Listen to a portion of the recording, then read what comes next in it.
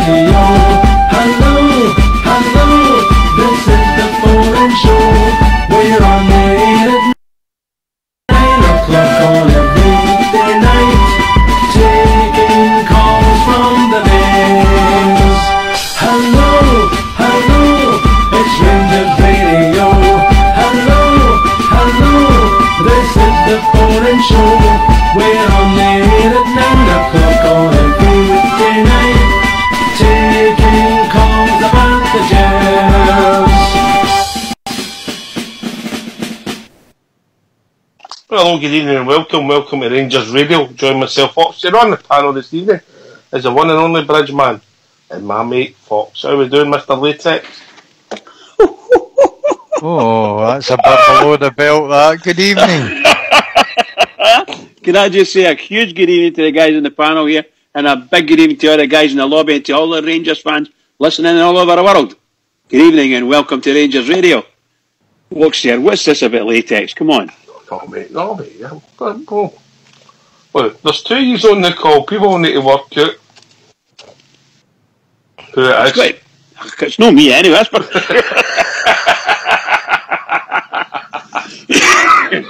Oh well. You never know. How are you, Fox? Feeling a bit more upbeat after the weekend. Wishing I was going to Vienna, but having to stay at home. You fancy it, mate? Couple of flights, couple of tickets, you fancy it? Mate, you can't get a ticket for no love nor money. The amount of people I never asked you that. Do you fancy it? Couple of tickets, couple of flights? No. Too late in the day, mate. If it was all booked, I'd be away. But there's something you're missing, isn't there? What's that? You need something to get on an aeroplane. Oh, I let my passport run out.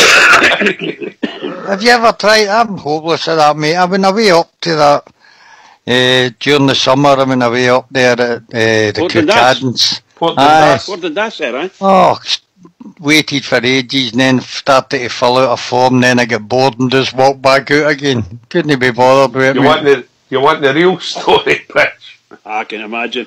Imagine. See the photograph he put in his passport? Put it this way, it was that old, he had flowers in his hair. Oh, you're joking. Aye. The mum was well, like that. Got me myself photo. The mum was like, that's no you. He says it is, but it was 35 years ago. Anyway, look. We've critiqued the match. I think we talked it to death, Bridge, your honest opinions, but we're going to have to look at the team, the squad, etc. Right? There's a couple of things that came apparent to me, but everybody will have different thoughts on it. Now we're going to dissect the team into 3 bits, Bridge, and we'll look and see, have a think, mate, because we'll come back to you on it. What bits firing for you? What's the best bit? What's the worst bit? And what's the middle bit of the team? Forward, defence, and attack. We'll take Alan McGregor out of that because I think it's fair to say he's void of all criticism at the moment, Fox.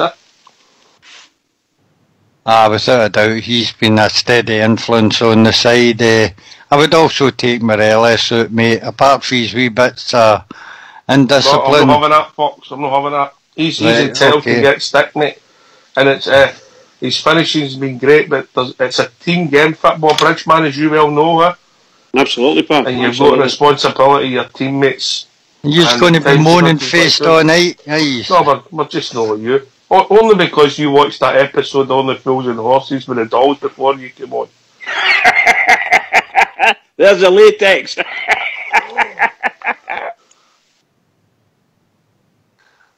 I'm not even commenting on that. Carry on with your summary, what you're doing. Are you there, Bridge? Oh, I think Bridge is over. Yes, indeed I am, pal. Indeed I am. I am. Well, so I'll be good to get. Well, it's a total show, so let's be honest about it. It was a busy show last night, so if people want to join us and give their thoughts. In fact, we were that busy, we couldn't take a couple of calls. So, what's the number, Bridge? The number's 0141 356 1972. I'll join us at where, Fox? RangersRadio.online, where I'll bring you into the call. Yeah. And remember, you need to get your bed early because you're building up to a big night out on Saturday night, yeah? I may be. A big night out on Saturday night. Aye, so, but, is that fair? Am I fair with that, Bridge? Is McGregor full? Is he? He's no criticism to be thrown at him at all. There's no much criticism you could ever say about McGregor since he's come here. I've got a wee sneaking suspicion. I was suspicious of him for the first goal. I'm not dead sure whether he was caught out flat-footed or whether he just unfortunate because the two centre-halves are so poor. Against Dundee? I'm saying, just at that goal there, I thought, should he... No, I'm saying to myself, should he have come for that? Was he too late? Was he hesitant? My answer, obviously, all the way along the line is no. So, yes, I agree with you. We shouldn't even think about it in reality. But there's times when you think, because he got caught in no man's land, and there's nothing they could do, of course, But two centre-halves were absolutely abysmal. The catalyst errors had caused him to be exposed. Yeah. Is that fair, Fox? Aye, it was poor defending. End off. We've scored a lot of goals this season, Fox, yeah? We've scored a lot of goals, yeah. Are we the top goal scorer in the league, is that? Or are we still no anymore? I'm not sure. I think it's close now. I think we were the top goal scorers, but our goal difference got hammered with the amount of goals we've been letting in as well, mate. We're above them on goals scored when we were top of the league at one time there. I think we were above them, or we were second in the league. We were above Celtic because we'd scored more goals. Goal difference was the same, but we'd scored more. I don't know if we've scored more now, to be honest. Maybe the guys in the lobby could tell us. I'll tell you now, we've scored 38 and they've scored 36. So we're the top goal scorers. Woohoo! In the league, yeah. Yep. Yeah. That's some going, by the way, when you consider the ups and downs that we've had. I mean, some terrible ups and downs, haven't we? Just shocking. Fox, you made a statement there, yeah? What about? You said that since we lost a lot of goals, yeah? Right. In the last 5 games, or the last 6 games, yeah? Right. We've lost 3 goals. But I'm talking about goals we lost earlier in the season. We had some... We lost a few goals earlier in the season, which knocked our goal difference, but our superior goal scoring has more than made up with it. Mm-hmm. I think that, Fox, would you recognise that, Bridge, that in the last 6 games, we're saying our defence is awful, our defence is poor, that's what we were saying, yeah? In the last 6 games, we've lost 3 goals. But it's been 3 crucial goals. Sorry, it's been goals scored. 4 goals. But it's goals that scored, the opposition have scored first, and we have had to overcommit then after that.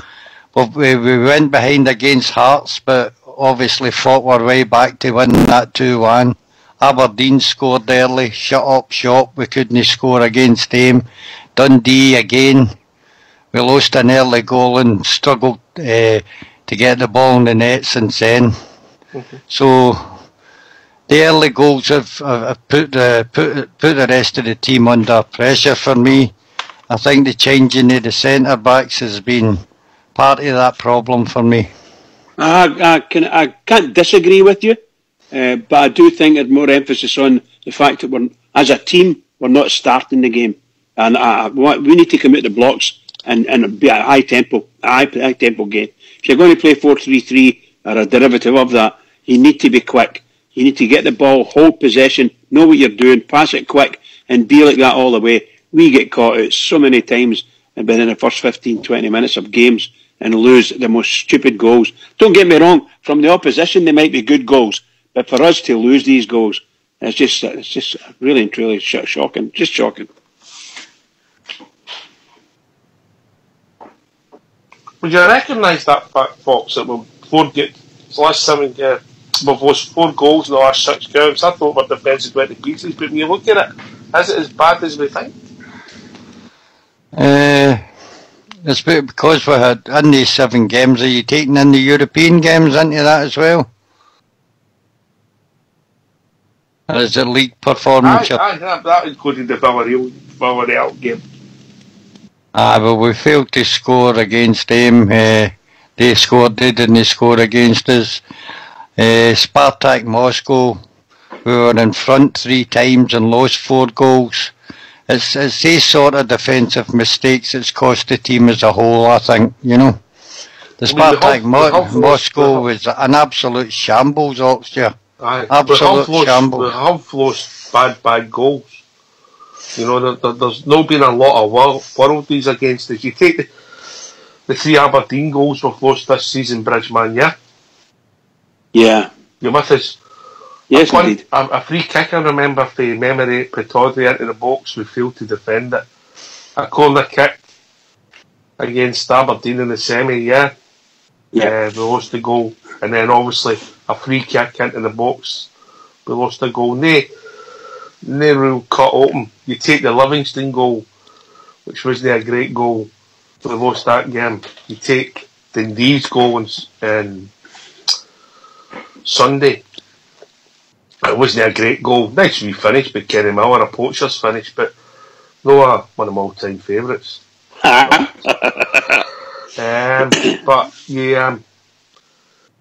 you think about it, we might not have lost a lot of goals, but we've been losing bad goals, yeah? If that makes any sense. But bad goals for us, absolutely shocking goals for us, shocking. I mean, if I was an Aberdeen fan, when they beat us 1-0 at Ibrox, I'd have been over the moon at getting that goal. They were up for it. There was enough players in there to make space for whomever ended up with the ball, and he popped it in the net. Our goalkeeper had absolutely no chance, and that must have been about 8 yards out or something like that. And we, as a team and as a defence, we couldn't either head the ball, nor gather it, nor boot it out the park. And there was loads of us there. There's plenty of bodies there. We just couldn't do it. Mm-hmm. But Fox, there are no great goals. There were no people on the banging them in for 30 yards. We've been sometimes bad goals we're losing. I repeat myself a bit, but it is. You're absolutely right, because if you can remember, we've got a history of losing worldly goals, you know. When teams score a goal against us, particularly from midfield, they run onto the ball and it's 25 yards out, 25 to 30 yards out. My God, they don't have to smash it. And it's fantastic goals. Edge of the box stuff, We just don't know what we're doing every time. Sorry, I didn't mean that. I just remembered you said Fox there. You've been called worse. Fox, you mentioned the Villarreal, Spartak Moscow game, and you think back to the goals we lost there, real bad goals there. Maybe you better come in, Bridge, we seem to have lost them. We played pretty well in that game. Should have been 4-2 up, Fox. That was a big moment for us in my season. That goal was chopped off. Another goal chopped off there, that linesman. Agreed, but on the whole, we played really well for a European tie all the way in Russia. We were adventurous. We took our chances, as I said. We went up 3 times in that game, but poor defending cost us the tie. And that would have been a result that would have seen this game coming up on Thursday probably meaningless for us. We'd already qualified if we'd have won there, I think. So the defensive mistakes, and a lot of that was due to indecision, mate. People making the wrong decisions at the back, people not being decisive enough to attack the ball when it came into our box, and we paid the price for it. Even although Alan McGregor was in good form in that game, we just couldn't stop the ball getting into the net, and it's been a very costly tie for us at the end up. Mm-hmm. The goals we lost were blunders, weren't they? I mean, just absolute blunders. There's just you can't get for it. Just blunders, seriously. Aye, but we have to move on. We've got to look forward, but we'll still have a look at the team. But again, if people want to join us, these are thoughts. What's the number, Fox? You're Bridge, by the way. You're Bridge. He's Fox. 0141 356 1972. Where else can they join us, Fox? at rangersradio.online, and I'll bring you into the call. See what I done there, Bridge? I saw that, pal. I saw that. I was that happy you put the pressure on Fox there. Just make sure he doesn't give you one of his Christmas presents in Boxing Day, Bridge. That's all I'm saying.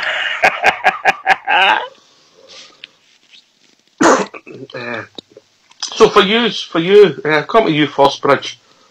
I know you're a defensive man. That's the part of the game you enjoy. You enjoy studying and that bit. What's been the best part of your team? Defence, midfield, or forward for you so far this season? The best. Wow. I think if you take away as a unit, if you take away the last two performances, I have to say that. Take away the last two performances, I think the defence have been very good. I think we've been riding high and doing very well because of the performance of the defence, particularly when you saw the difference when Macaulay came in and got himself settled in. We seemed to be doing well, and that gave others in the team a chance to sort of bounce off and pick up on that effect. If you want me to comment on the last two games, I'm sorry, the defence were nothing like what they were just before that. Nothing like it. So that's been the best part of the team so far this season for you? I would say the defence has been outstanding for us. That's a bold statement, Foxer. I'd say the opposite. The attack has played really well for me for the majority of the season. They've been exciting. I think Morelos has took up a lot of chances that last season they had missed.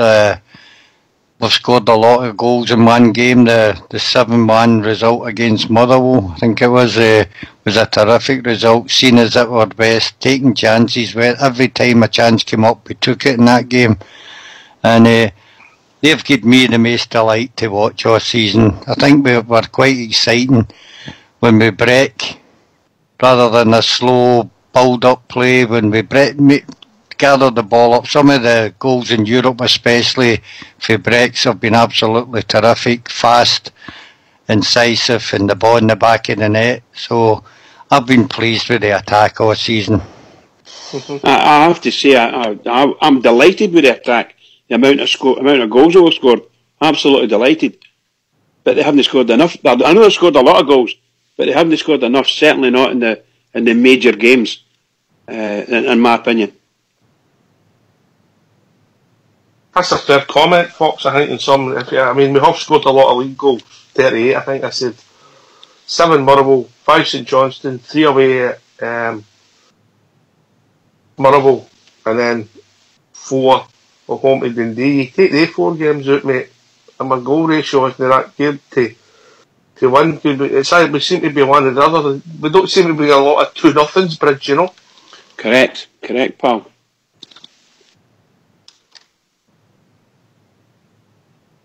You know, so you're saying defence is the best part, Bridge, and you're saying attack. So what's your second best part of the team then? Are you going to spin that, or where are you looking at Foxy one? No, I would say the second part is the defence. We've been beaten a few times this season, but we haven't been well beaten, if that's the right word for it. I think we've lost the goals. The games we've lost, we've probably lost with the odd goal. We haven't took any hammers off of MD. So the defence is second in my list. I would suggest that I would go for four games this season. One at Ibrox last week, obviously 2 away from home, 1 in the semi-final, and obviously 1 away in Moscow. So we've lost 5 games in total, and they've all been the odd goal. Bridge? Yeah, I would suggest that, as I said, I'm delighted with the defence overall. But we'll have to say this, second best has been, obviously, for me, has been the attack, particularly Morelos. He's had an enormous impact on our team, scoring a lot of goals for us. But at the same time, he's had a negative impact by some of the shenanigans and being unlucky, and shall we say, easy picked on by the referee. He's an easy victim insofar as sort of getting booked and sent off.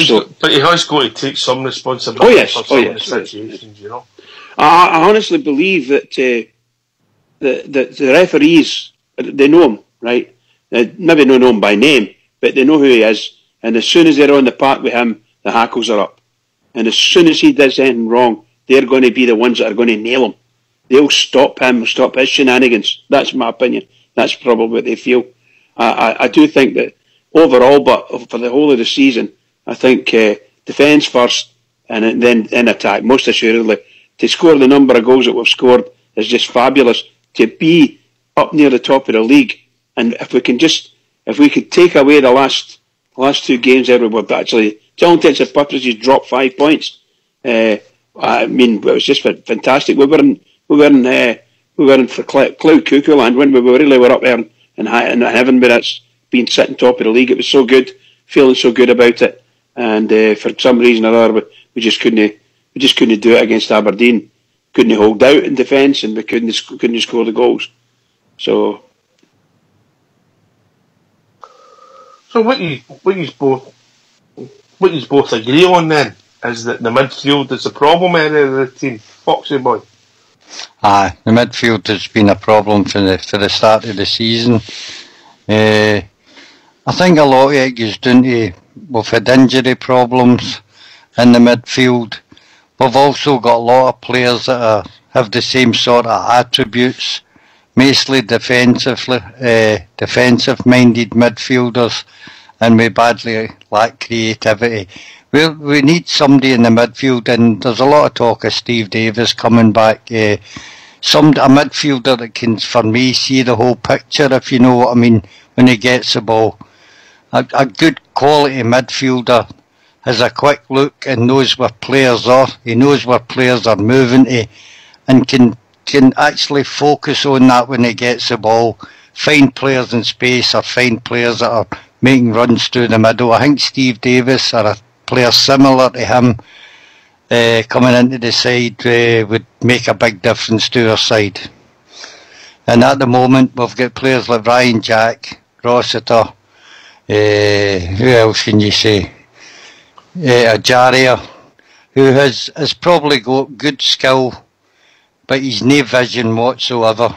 He's self-centred when he's on the ball, can occasionally strike a through pass, but it's far too infrequent for me.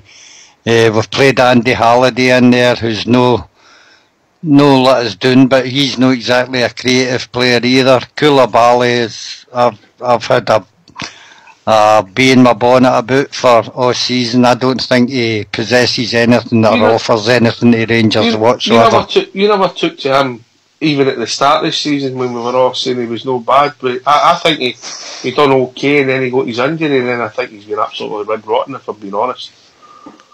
I just think he's a bigger Jason Holt. I've said that enough times.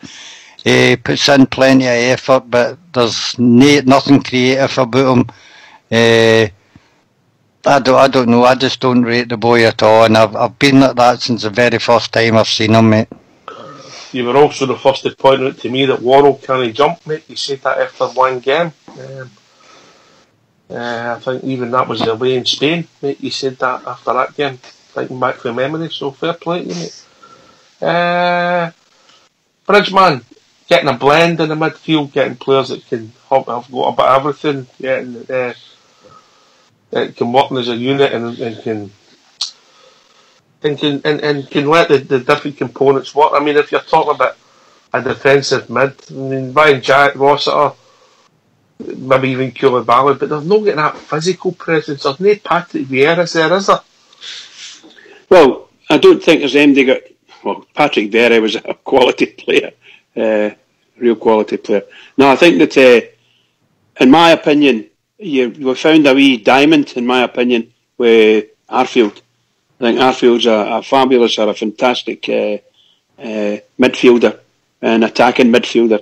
He loves to come and get in front and go ahead of the striker, which is, they're golden when they work. And he scored a few goals for us, and been pivotal in some of the makings. And he does a box-to-box role as well. But I think Koulibaly, I still think Koulibaly's got something for us. He could be the one that does all the, shall we say, the fighting, the power stuff in the defence. Ryan Jack, to me, goes far too far up the park, in my opinion. Just goes too far up the park. I know he's a fine player, and I think he's a quality holding defender. He should be your holding midfielder, and he shouldn't be wandering away up the park, up to the opposition lines. And if he does go up that far, get to the box and have a shot, please. We need midfielders that'll have a dig.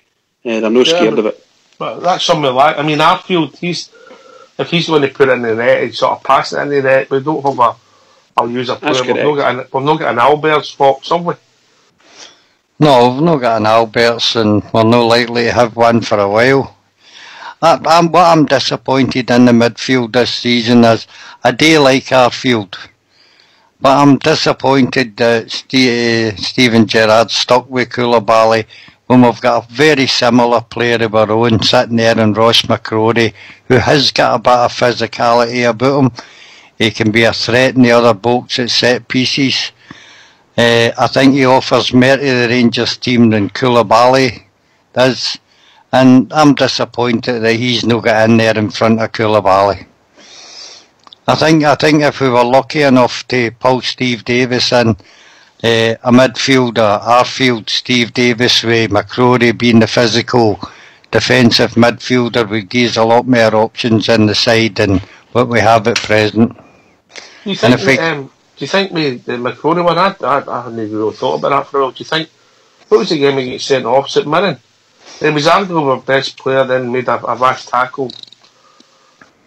Dreadful tackle. Sent off, mate. And he's really struggled since then to get back into the team.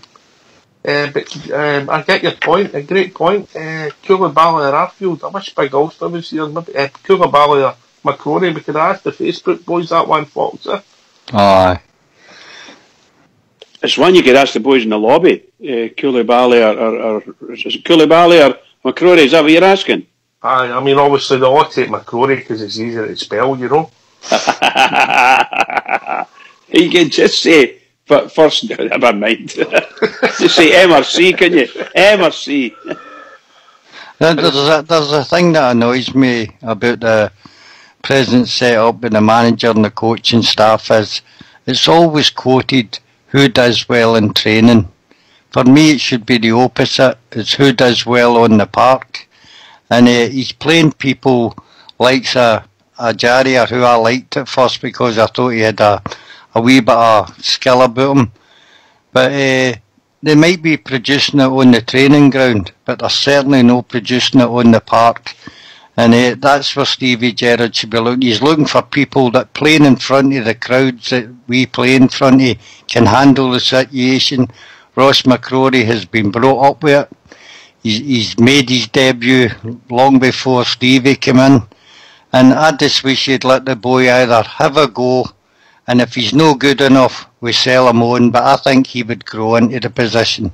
I think he can handle Rangers. Whereas I don't think the likes of Koulibaly and some of the other ones can. That's a fair comment, Bridge, but if people want to join us and give their thoughts, what's the number, Bridge? The number's 01413561972. Where else can you join us, Bridge? You can join us on Skype at rangersradio.online, and Foxy will bring you in and look after you. Now what else can they talk about, Bridge? They can talk about all things Rangers and Lycra clothing. Fox likes to talk about that. Lycra clothing? Well, you said Lycra. You said Lycra at the start of the game. I don't know if I mentioned Lycra. Was it no? What was the invention, Nick? It might have been latex. Latex, apologies. I know you've got Lycra shorts, Bridge, but I don't think you've got latex ones. What a man he is, Bridge, Fox, is he? Shocking, isn't it? Used to a pair of grasses. You can't have a wee conversation but you're going to bring it into this show. That's a good one, Fox. Good one. Pair of grasses. Love it. He's right, we are. I think that's a great point. I've never really thought about the McCrory one. And then how important is it to use two gentlemen that McCrory's our own player, Koulibaly and Ajaria. Well, now, once we get this, in a few weeks' time, they'll be going back to their parent clubs. Should we be trying to develop them? We'll give them a run. when you say a few weeks, are you saying that some of them only on 6 months contract? No, I'm saying in reality that once you get past it, that's right. Finish up That's for right, Christmas, that's you come right. back at the end of January, and then a few weeks after that, they're away back down the road. Yeah, they've been. I think the ones that have came have been excellent this time, with the exception of young lad Sadiq. Somehow or other, he's been awful unlucky. Our Rangers have been awful unlucky. That he's just, I don't think he's quite the quality that Rangers expected.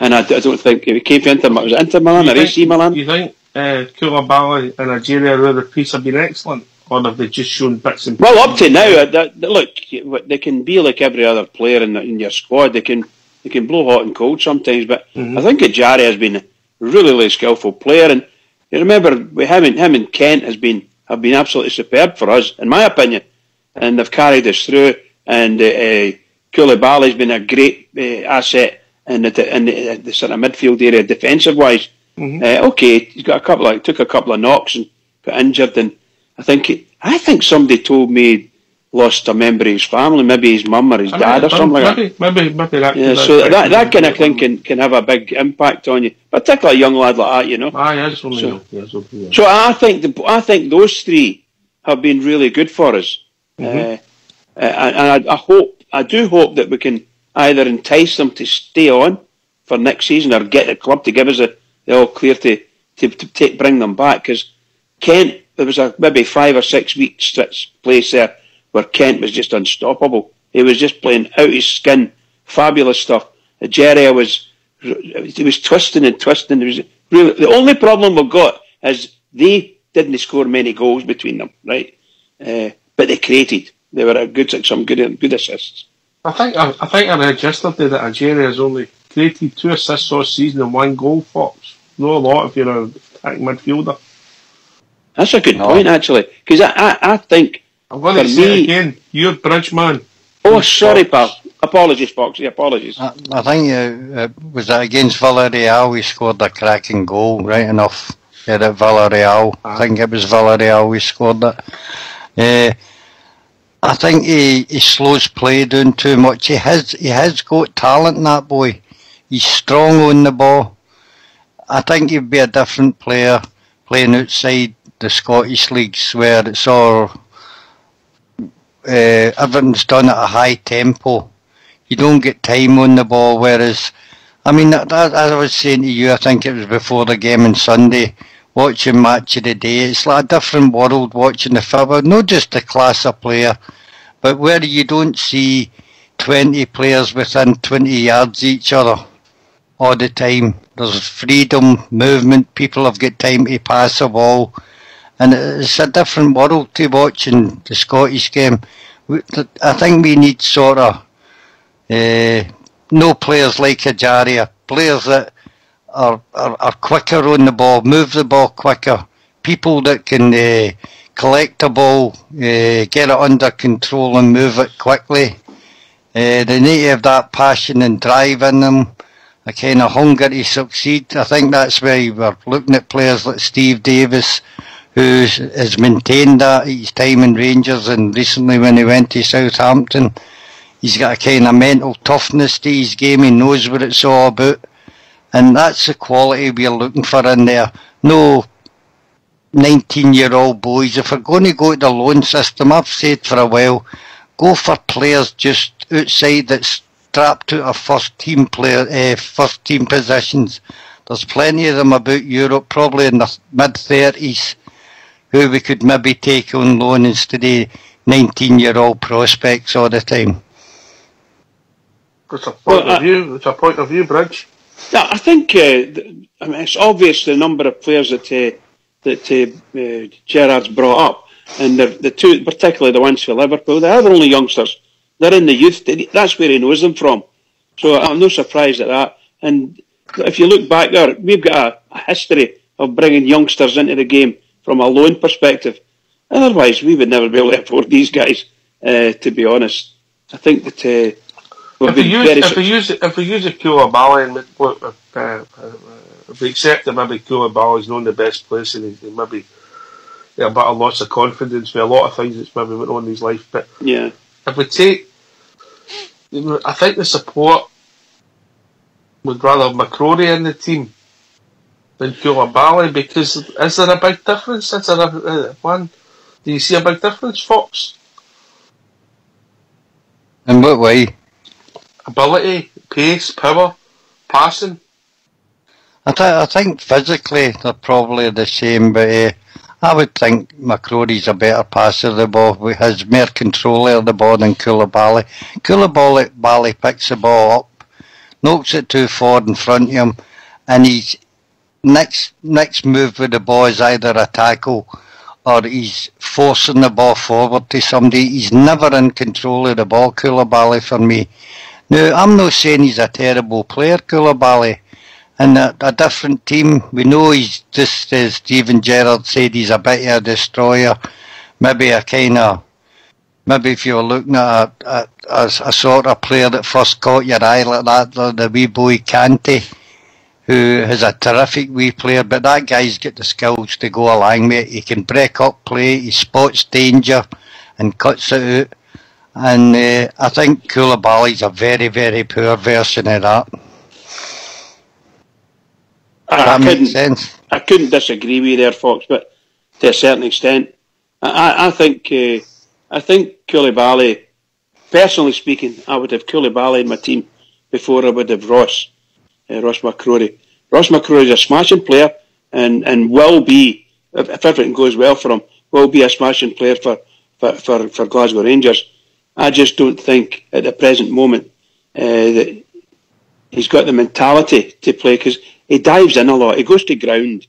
And don't get me wrong, sometimes that's a strength, because you're making sure you're going to cover the ball with your legs or your feet.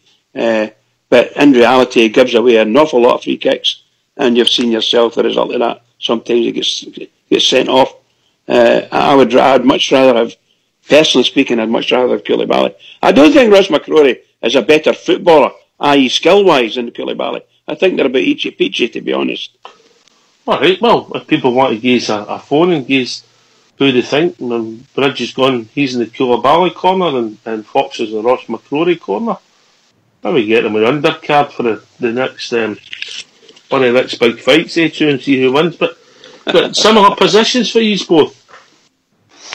Aye, for me. The other difference is Ross McCrory, mate, is already our player. Koulibaly will need to come to terms to bring him to Ibrox. Is he worth it? I doubt it.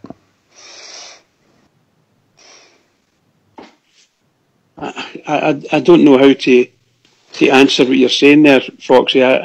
I just, personally, I don't see anybody in our, shall we say, available for our midfield right now that is better than Koulibaly at the position he plays in. He's got a great engine in him. He's not the most skillful person in the whole world. That may come, it may not. But he does have an impact, and generally has an impact where he plays. When he doesn't play or he's off the ball, then we know how bad that can be. And anybody who's a good player and they don't play to that good level, then they look terrible at times. And sometimes that's happened with Koulibaly. I think he'd be a great asset for us. And he's learning all the time. He's learning about the environment he's in, the players around about him, and you watch him running, it covers an enormous amount of ground. Enormous amount. I think both of you have made valid points, but what I would say, in my opinion, if Ross McCrory had played the amount of football that Koulibaly's played this season, would he have improved? Fox?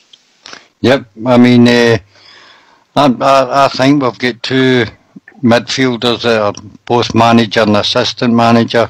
If they can't improve Ross McCrory, nobody's going to. And game he's running the side. I mean, people are saying he goes to ground too easy, but you can learn out of that. He maybe no continually make that mistake anymore.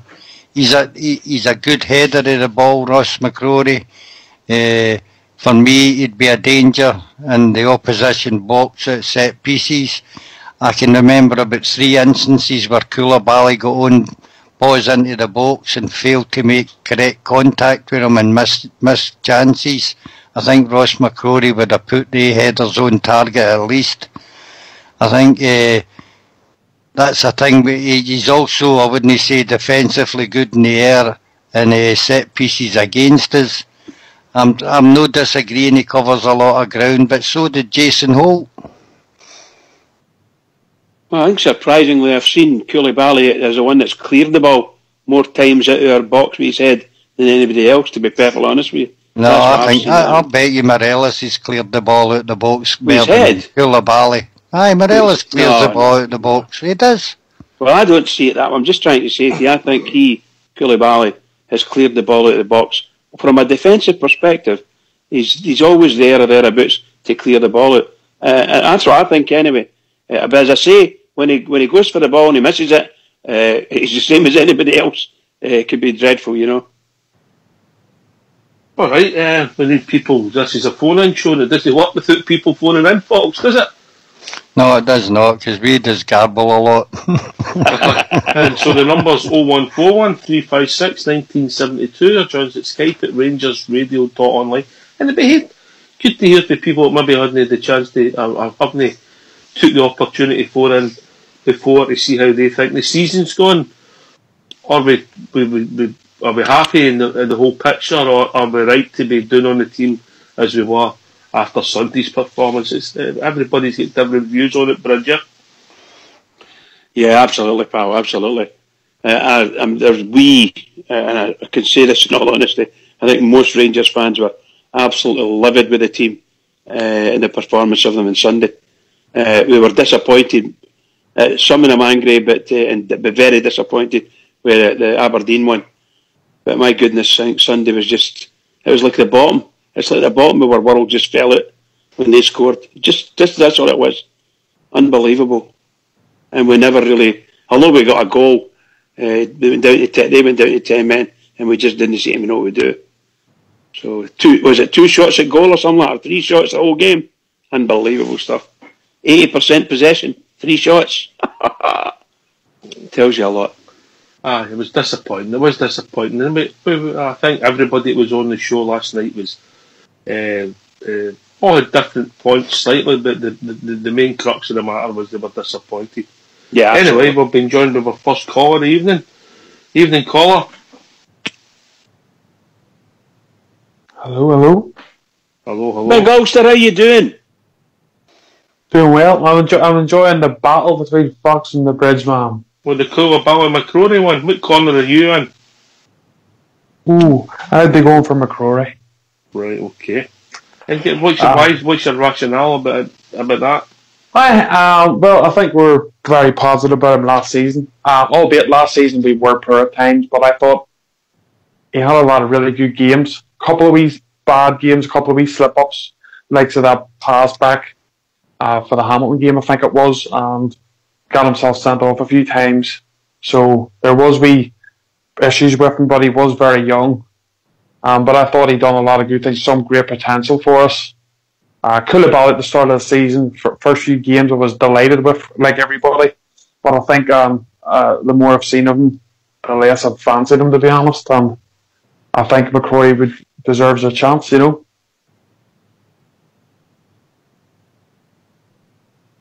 And I done a wee poll for you, by the way.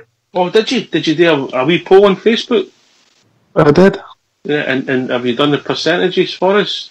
Yes. You want to have a guess? Right, well, hold on. What, can I have a guess, mate? We've 102 votes in so far, and they're flying in, so have a wee guess. Right, so we'll call that 100, right? Because that'll make it easy for Bridge to do the percentages. Right? No, there's no bit there. Old Bridge isn't a bit there. Right, I'll go for 68% Ross McCrory. What do you think, Bridge? No, I would go for it closer than that. I would say it's closer to 50-50, to be honest, I would suggest. Okay, Foxy? You need to explain percentages to him, mate. 75% McCrory. Ooh. Well, the 102 votes, so far it's 73% McCrory. On we go. You weren't far away, Foxy. Weren't far away, pal. Right, Bridge, I think that shows you know nothing about football. You need to take a month after this show and tell us.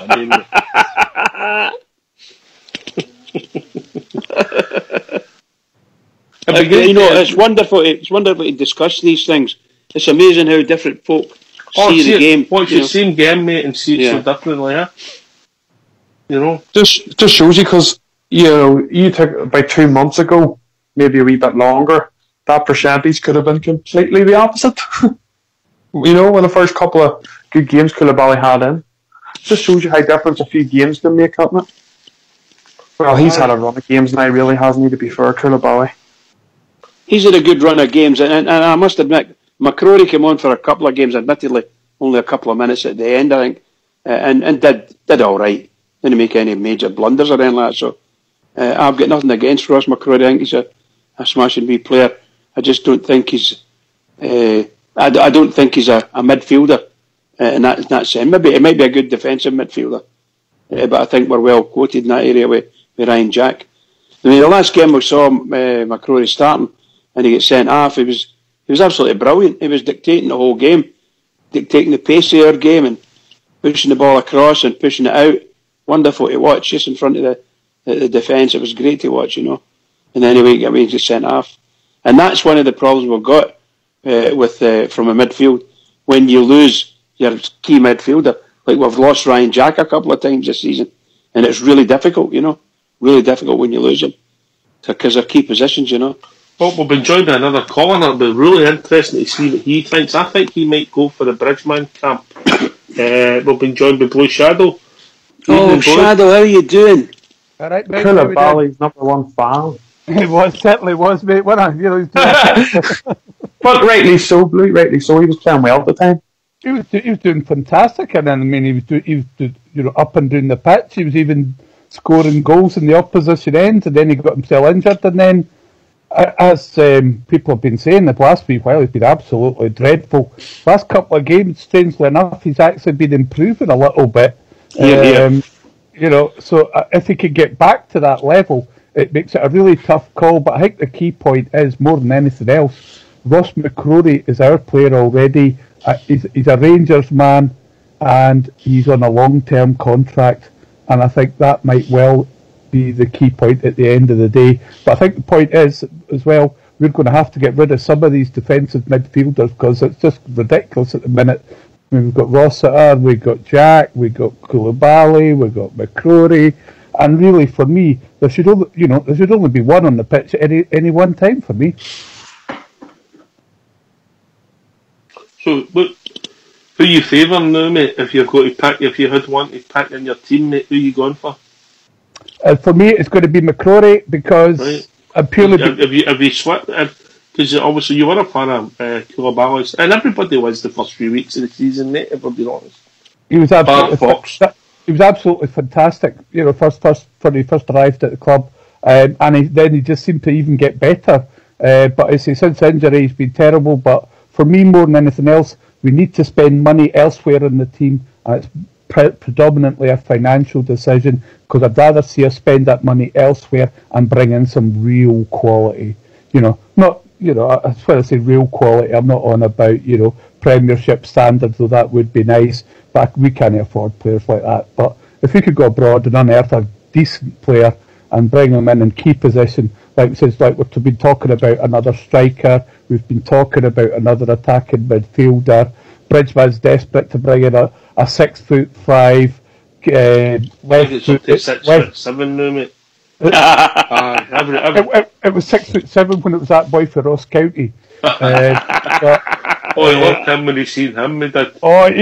He was positively orgasmic when he saw him. But she can't play. Young shooter, that the boy shooter. A great wee player, a marvellous player. He's 6'7", built like you know what. Fantastic! I'd have loved him.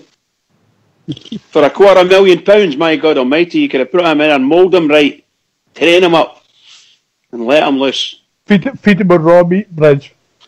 Well, that's it. When you were watching at the weekend and you watching the Aberdeen game there, and the way our centre forward, our centre halves were getting bullied in the game at times, and particularly Sunday, they get leathered all over the pitch, leathered, and that's just no right.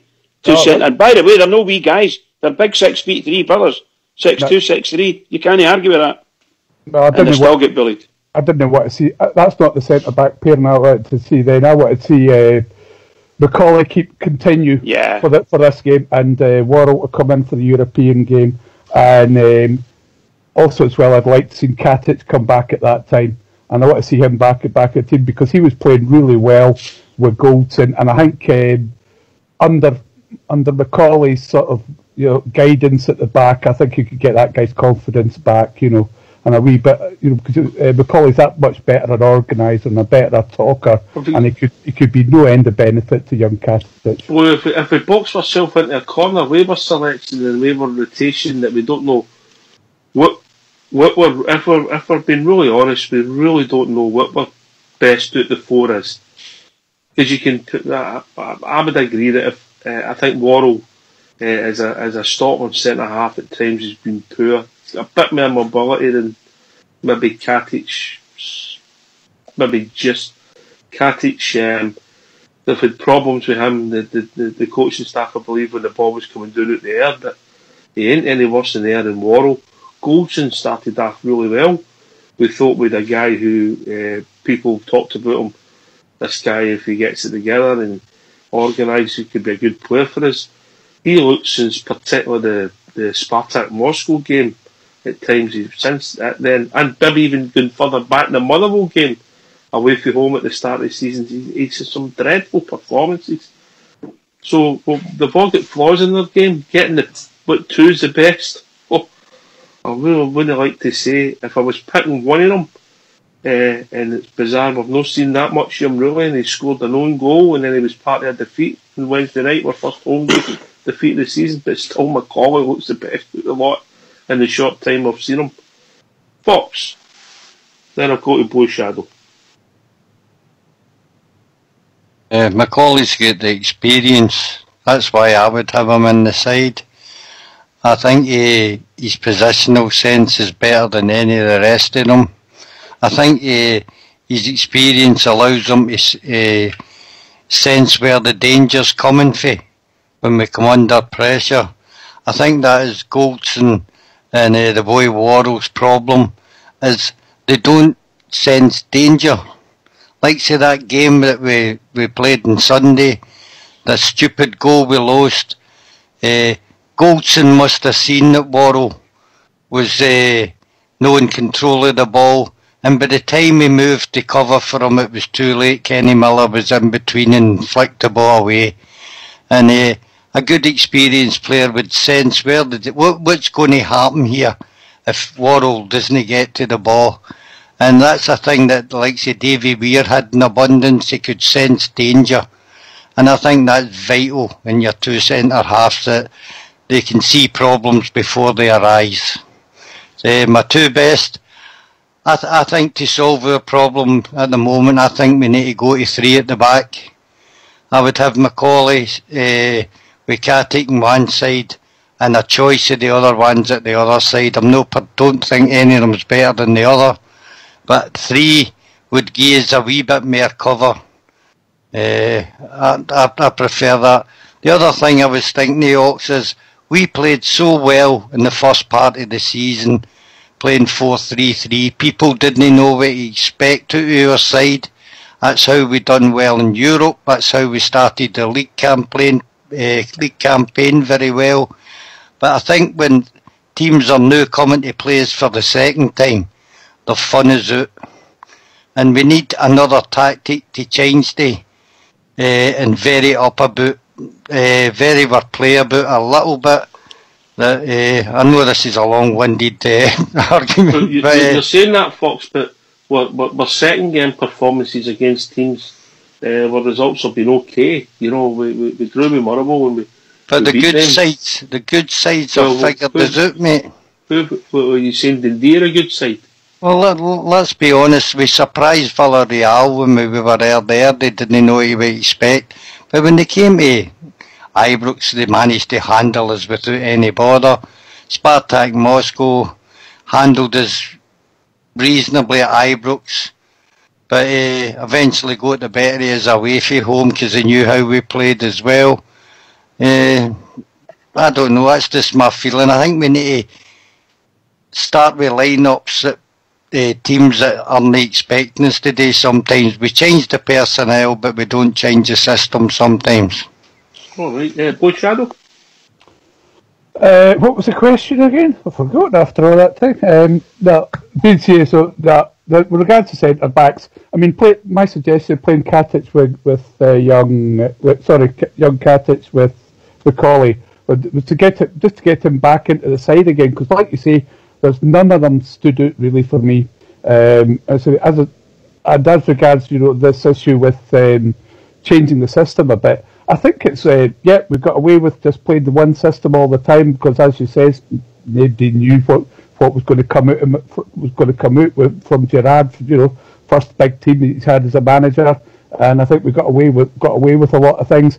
But a lot of it comes down to you've got to play a system that's appropriate to A, the players that you've got, and B, the teams that you're playing.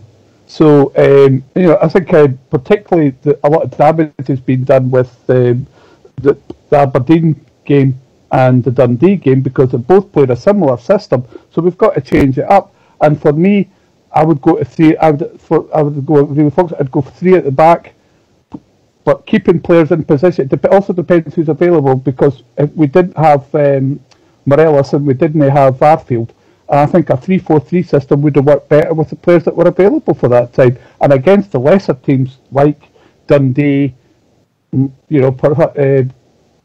especially Ibrox, ones that come and park the bus, I think 3-4-3 would be a particularly effective system, and it would allow us to get more players into the box, which is something we were doing earlier in the season, but we're not doing now. We're not getting players into the box to take advantage of the balls that do come in, and perhaps winning any second balls and sticking them away. All right, it's all about opinions. Ulster? Well, going at the very start of the season, we were watching Katic and Goldson doing pretty well.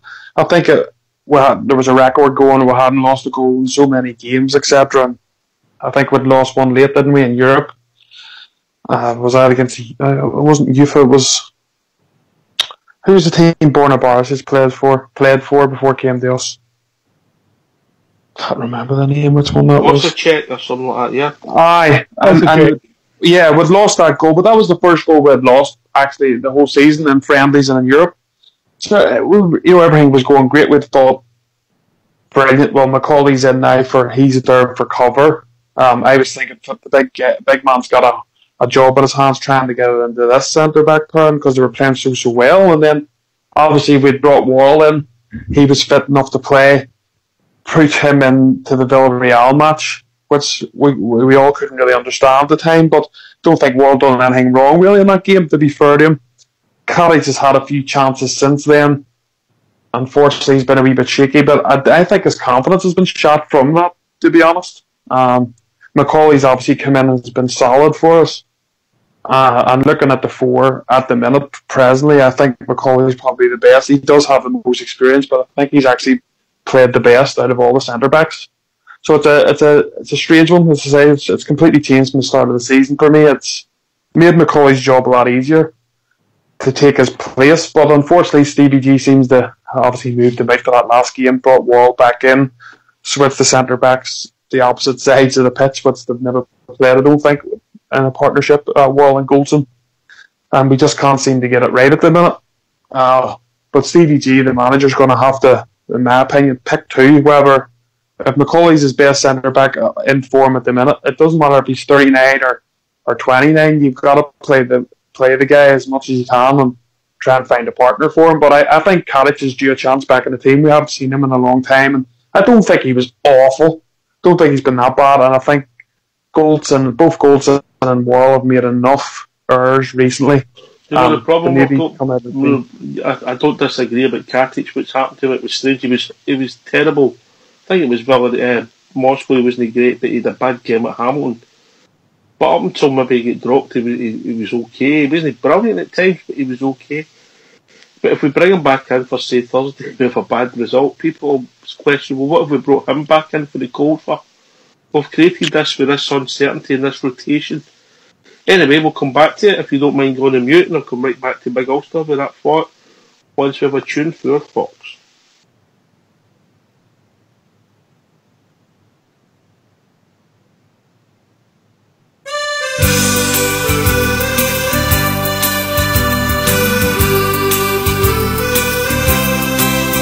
I have sailed the wide Atlantic, crossed the broad Pacific shore. I have sailed around the stormy capes, I've heard the parties roar. I fly the Indian Ocean, I've sailed the China Sea. Well, there's a sea back home in Scotland, means more than all the rest to me. It's the blue, yes, the blue sea of Eyebrow. It's the greatest sight that I have ever seen. It's the blue, yes, the blue sea of Eyebrow. And it happens when the orange beat the green. No more I'll sail the seven seas, no more I'll ever roam. No more I'll feel the urge again, I'm back where I belong. At 3 o'clock each Saturday, I'll join a happy throng, with Rangers banners all around. We'll proudly sing this song. It's the blue, yes, the blue sea of Eyebrow. It's the greatest sight that I have ever seen. It's the blue, yes, the blue sea of Eyebrow. And it happens when the orange beat the green.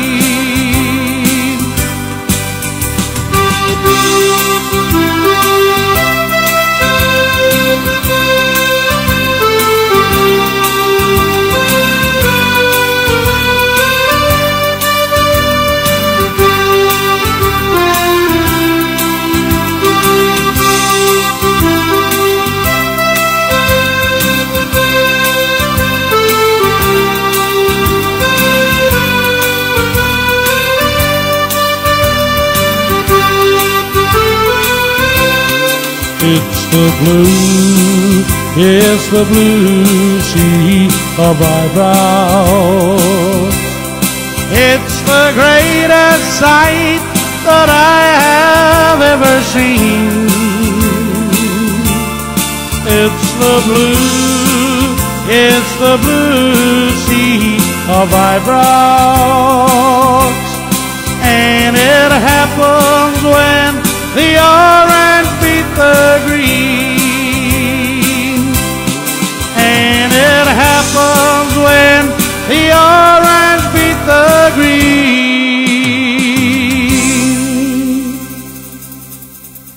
Oh, it's the blue sea of Ibrox. What a great number that was. Well done, Foxy, well done. What a version, a special version to me, Fox, a special version. Incredible version, incredible. You back with us, Big Ulster? Yes, mate. That's a cracking point you made there. I think the manager actually has put himself in a bit of a corner here. If he brings Cottage in, as you say, plays poor, everybody's going, sure, he has to have no game time. What the hell are you throwing him in there for? Such a big, important game. If they don't play him, or Macaulay, or one or the other, and Worrell or Goldson makes a bit of a mistake, then everyone's going to be going, what the hell? You know what I mean? Why did you not play? And that's what happens when you don't stick with a centre-back pair. I don't care what club you look at in the world at the minute. There's not too many of them move or change their defence as often as we do and have a successful team. It just doesn't happen. You need a defensive pair, and especially at the back, who know each other and who can play well week in, week out. And unfortunately, with chopping and changing it's hard, isn't it, really, to strike that partnership up. I'm just looking for a bit of consistency, Blue Shadow.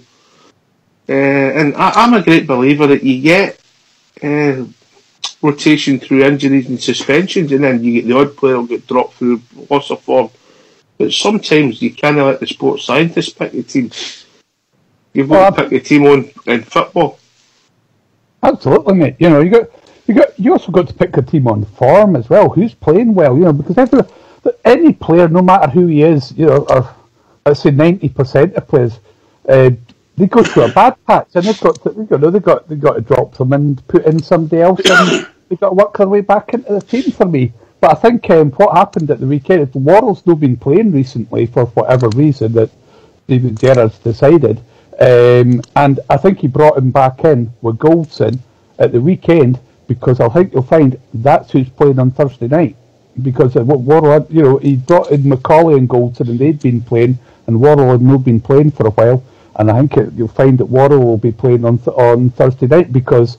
Funny, I think Macaulay will be playing, and he wasn't playing on Sunday because he didn't want to play him the 3 games in 8 days. That's my thinking. Well, I thought I would, you know, everybody's got their own ways of looking at it, you know. And if it was me, that's what it says. I'd have kept and said, right, Macaulay can have that game on Sunday because he seems to be better domestically than this Worrell character, and then go and play your European game.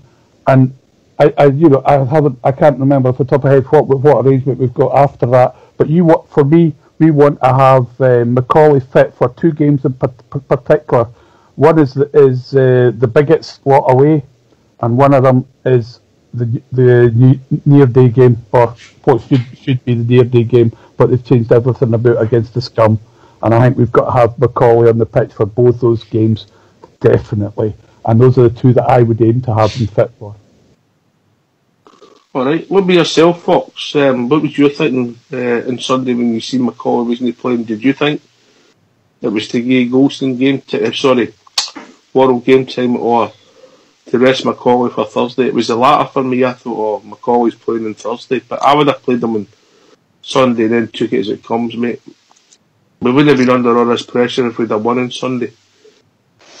Aye, probably true. I have no idea why he dropped Macaulay, to be honest with you. I know he's a 39-year-old man, but I'm a bit like you. I think we take the sports scientists too literally seriously, mate. I mean, do they take into consideration adrenaline, mate? Somebody that might be 80%, but once they go into the park, you get that added boost into your system with the adrenaline. I can't see any reason to drop Macaulay unless the player himself says that he cannot handle it. I don't think the manager should just take it within himself to say, I can't play him for three times a week. How do you know until you play him? Surely a player of Macaulay's stature and experience in the game would be saying to Gerrard, I can handle 3 games a week, and if he can't, well, we need to bring the younger players back in if he can't handle 3 games a week. Especially we knew we were coming into this period, he got himself fit for this period, and to bring him out and in the side is a mistake for me. And another thing that nobody mentioned about how we done a bit better about previously in the season, mate, was we used to close players down as a team. Now we do it individually, and we don't force as many mistakes out of players. I can remember, I think it was the Rapid Vienna captain saying we never get a minute on the ball when we beat them at Ibrox, mate. We seem to have lost that out of the game. The players trot back to the midfield and take up positions, whereas before that, the whole team was pushed up and compact, and we closed down and got our breaks for mistakes that other players made in the opposition. That's dropped out the side at the moment. Are you saying that the tactics have changed or the attitudes changed, Fox?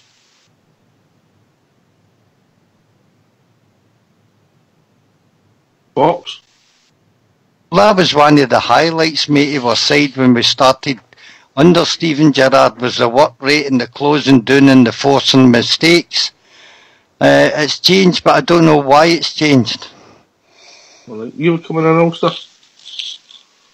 No, I'm just saying that a very fair point from Fox when we were watching the game on Sunday. My father actually made this very, very same comment. He says, where's all this tracking down as a team that we were doing at the start of the season? We've seemed to have lost that. And that's a very fair point there, Fox. I think you're right, mate. That was something that Gerrard demanded at the start. He said that in a few of his interviews, that he demanded a team that worked hard, not just went on the ball, but off the ball to win the ball back. And we were very, very good at doing that. And we've lost that a wee bit about our team at the minute. I don't know why. Don't you think that the other teams are running past us? When they get the ball and we make that, which we do incessantly, we make some terrible blunders, make the bad decisions and bad passes of the ball, and before we know it, they're right through. They're away from our forwards. They're right through our midfield. So if it gets past their midfield, they ain't going to catch them. And we've seen that time and time again. These teams are breaking away from us, and they're racing right through the middle of us, and pouring onto the two centre defenders. You know that yourself. You see it yourself. I'm sure you do. So you get two full-backs pushed up, your midfielder all pulled up, and then what happens? We give the ball away, we make an absolutely crap pass straight to the opposition, and before you know it, the ones that their team that can't get back to help them, they can turn around and just batter us or put pace against us, and we just can't catch them. They're just too far away from us. That's what I feel anyway. Is that the instruction that Gerrard keeps talking about, mate? When he keeps saying, especially in the last two games, the players never carried out the game plan. That's what's missing for the side? 100%. But sometimes it can't be helped because somebody's going to make mistakes. We know that it's not going to happen anyway. But when we make the mistakes, we must be the most unfortunate team in the whole of the league, because we seem to make that mistake so many times in a game that we'll lose the ball in so strategic positions that a team could pick that ball up and two passes later, they're in our box. And that happened a number of times against Dundee. It didn't happen that much with Aberdeen, but they certainly came through us and pressed on the defence. But my goodness gracious, we can't afford that. We need to make sure, see, I heard me saying it, I'm fed up saying it, get the ball, either have a shot, if you're going to lose the ball, lose it out the park. Don't lose it in the park. If you lose it in the park, they're going to run right over the top of you. As a counter team, counter attack. Sometimes that's been one of our problems, Bush Shadow. It's been poor basic decision making. When to hold, when to let it go, when to shoot, as Bridge says. When you just keep possession, time management, we'll put myself under pressure all season. Oh, I mean, the fact is, it's a combination of things for me. I mean, the fact is because the opposition certainly of late has been playing generally with 5 men in midfield, which against our three, obviously we're totally outmanned. And if the opposition can do basically what we were doing to them, which is winning the ball in midfield, where, as you say, you only need one or two decent passes, and you've got the space to play the ball because half our team will be back up the other end of the pitch, so they've got room to play the easy ball, and they're straight in about our back line, and they're creating chances like we were at the beginning of the season. So I think you need to look after the ball a bit better, and I don't know how you would go about getting the ball over, quicker up the pitch, because that's what the one way that we were successful at the beginning of the year was moving the ball quickly up the pitch, and strangely enough, the lad Koulibaly was key to that because he was driving up the pitch into space and playing. He wasn't playing a high scalp pass he was playing the low percentage pass, but it was easy. It was an easy ball to play to the likes of either Kim Diaz or on the left hand side it was Ryan Kent. So I think there certainly needs to be looked at something, but I think the key is that a lot of teams are playing a lot more compact than they were earlier in the season. There was one example, Blue, when Nigeria got the ball on Saturday, and he twisted round and he turned the guy inside out, and then he twisted again, and this time he didn't. he lost the ball. And two passes later, ball was pushed out wide and then up the park, and before you know it, they were in our box. And you just can't do that. You can't. Well, you can because we do it. But it's crazy to lose the ball in such strategic positions in the park. Now, I don't mind if he turned round and he had a smack at goal and he went 100 miles out of the bar. I don't really care. It gives it a chance to get back into the defensive role. We can always say he's a terrible shot and so on and so forth. Why do we do it? But my goodness gracious, no, just give the ball away. No. I mean, it's quite clear the lad Jarry is no an attacking midfielder for me. What he is, I don't know. Fox made this assertion earlier on that he would be better in a different league. He may well be. Perhaps he might be better in something like an Italian league where you get loads of time on the ball. But you can't turn in 2 and 3 times because somebody will be on top of you and they'll just take the ball off you. And absolutely, pal. Absolutely. As we saw. By the way, that's with them with 10 men. They took the ball off as they were, but 2 passes later they were in my box. As if we were the 10 men or something, you know. But they still got 5 men in midfield, Brett. Absolutely, 100% right, 100% right. Aye, no doubt about that. Actually, I find that the most frustrating thing. So forgive me. It's something I continuously moan about. No matter who the midfielder is, there are certain parts of the pitch when you're running. A midfielder's running with the ball, and the forwards or the forward thinker and other midfielders are just waiting on that pass to come through to them or to someone else. Or if it goes to someone else, they can move on and link up to it. And all of a sudden, the ball's not there, and everybody, 8 men, 9 men up the park waiting on that ball, and that ball never gets there. As I say, I wouldn't mind if it had a shot and it went out of the bar, too bad. I pass it to the wing, and the guy struggles to get the ball, maybe a bad pass, but at least he goes out the park. See the ones that don't go to the park and just give it straight to them. Oh my God! So I think the key to all this is keeping a hold of the ball and moving the ball quickly and basically wearing them out, and we will get against these teams, and it's no pretty to watch and it's frustrating, but we will get our goals at the end, towards the end of the game when they're struggling a bit, and that's just something that we're going to have to get used to as a support. I think it's going to be quite difficult for some people. I'm so looking forward to seeing Barisic back with Shadow. You know, I think he's got obviously qualities, and he can actually he hits the ball. Jury's still out for me, mate. Yeah, that's fine, but I'm saying when he doesn't just try to get to the byline, because he can put the ball in just before he gets near the 18-yard line, and he can push that ball into the danger area. Yeah, he's got a lovely crosser of a ball, you know. But obviously he's not had enough games to prove himself properly. And you're right, the jury's out. There's no, you're not alone. There's lots of folk think don't know whether he's going to be it or not. I love the way he puts the ball in, without having to go all the way down to the byline. Just put the ball in quick and let people run onto it. Makes a hell of a difference. Get men into the box, so bad.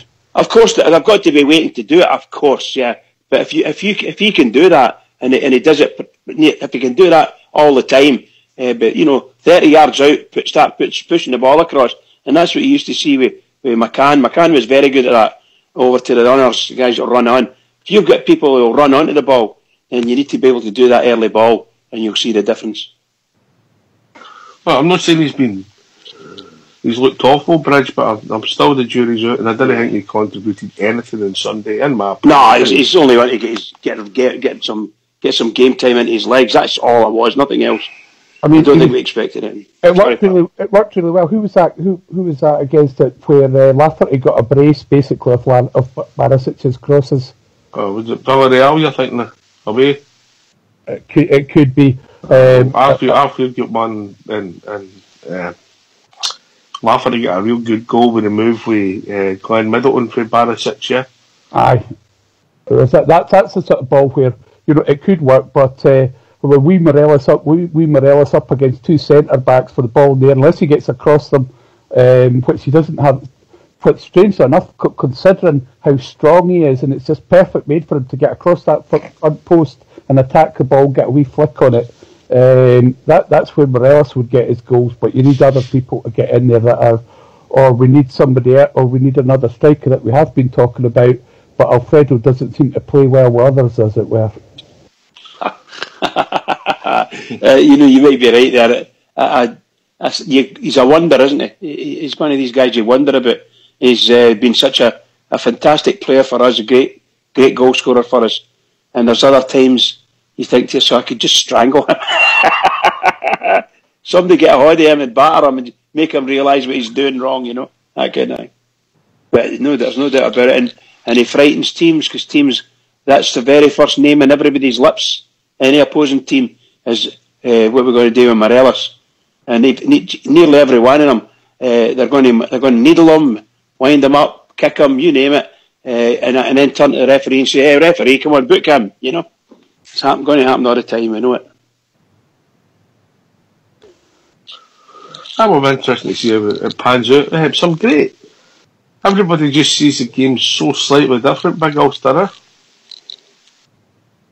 Yes, mate, and that's why a show like this is so good, because everybody can put their own wee ideas across, and sometimes there's different things you don't see yourself, and other guys come in and have their points, and you go, all right, enough, I know what I mean. And that's just football for you. That's why we love it, and that's why people talk about it on the show, in the bars and the pubs, and even at Ibrox, when you're sitting there, you have your different opinions, but you just respect everybody's views, and we move on. But everybody's aim is the same, as that's for Rangers to succeed.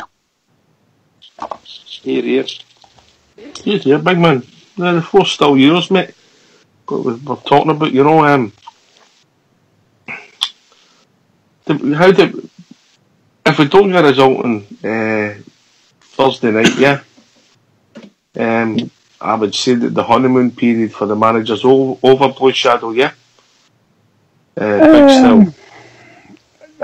Not for me, because I'm perhaps the wrong person to say about that one, because really, you know, as I said, once we'd qualified for the group stages, I wasn't that interested in Europe anymore. We've got our 9 months. Don't get me wrong, I love to see us winning against these teams, and I love the European nights and all the rest of it.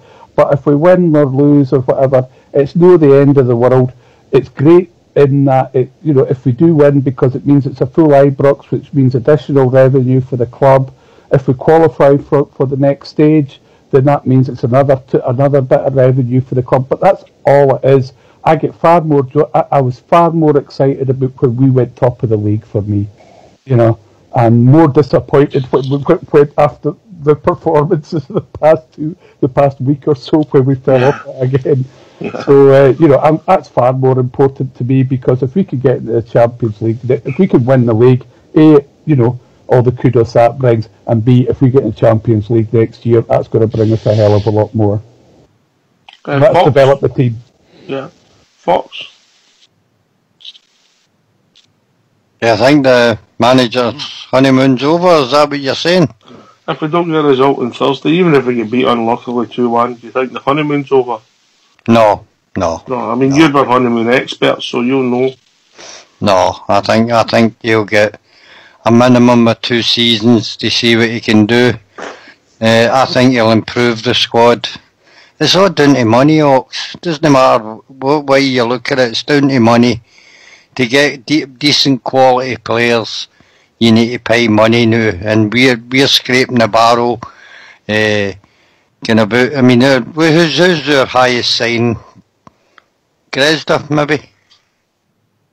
Is Grezda the highest one? No, is it Golson? Is it not Golson? Or even, we paid a lot of money. We'll say we paid 3 million for him. I wouldn't be far off that. And that's the quality you get for 3 million. It's a hard job for us. We're trying to scout in different places, like going to Europe now and trying the European route. We may get lucky and pick up a few decent players, but we'll just need to wait and see how it pans out. I don't think it would be right to take the short-term view and get rid of the manager, because you're just going to end up back at square one, you know. I'm not saying that at all, mate. I'm not saying that at all. That's not the point I'm making about the honeymoon period being over. I'm not saying that. I hope that Steven Gerrard's here for the long term, gets transfer windows to build his squad. Also, to see my point about the honeymoon period, no Steven Gerrard gone, no. Yeah, I know what you mean.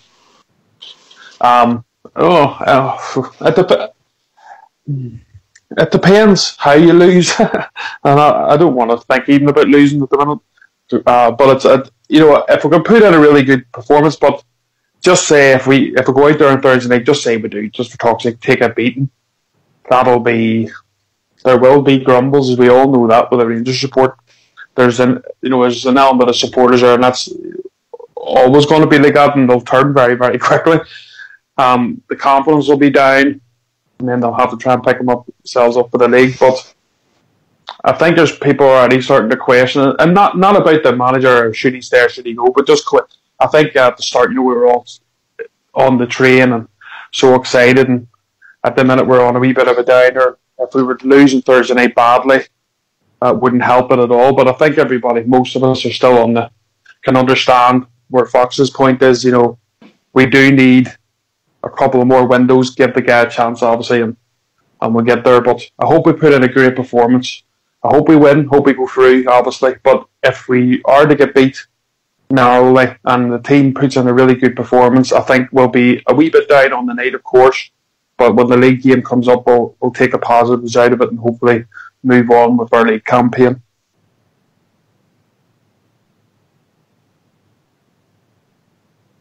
Rich? Yeah, I would agree to a certain extent with Ulster. I can't imagine the fans being any way, shall we say, honeymoon period over with the manager. No, I think they still love him and adore him, and he's taken them to places, levels of football that we haven't seen for a long time. He's taken us up to the top of the league, and it was fantastic looking down on everybody, and the fans loved it. He's taken us to potentially to the last game of the sort of qualifying rounds for the group stages, and if we can get out of that and go into the last 32, my God, it'd be fabulous, just fabulous. So I think our manager's done amazing things for the team. The team must respond properly to the manager now and his team. So I don't see anything about any danger of the honeymoon period coming out. They're so proud of what we've done so far this season. Admittedly, we've had some question marks against team selection, because that'll always go on. We're Rangers fans, by the way. So he's not always going to get everything right, and neither of the team when they're trying to play football in the park. But we'll support them forever. In my opinion, no question of the honeymoon being over for them. Nothing.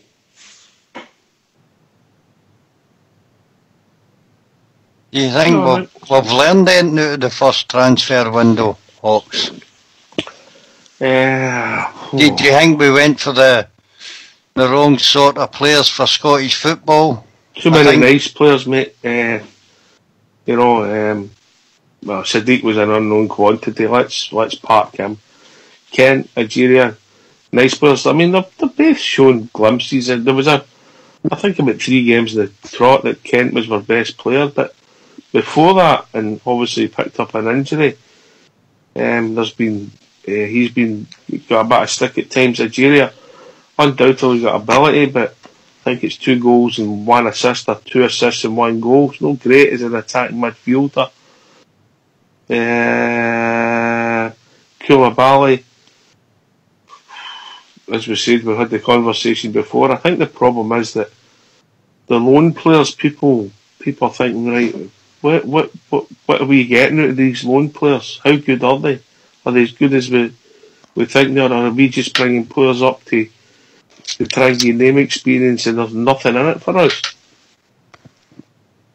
I think that's a learning curve for me, one of the learning curves. I mean, I know loans are part of most clubs in world football now, but it's a real, even in some respects, a bigger gamble than a signing. Ulster?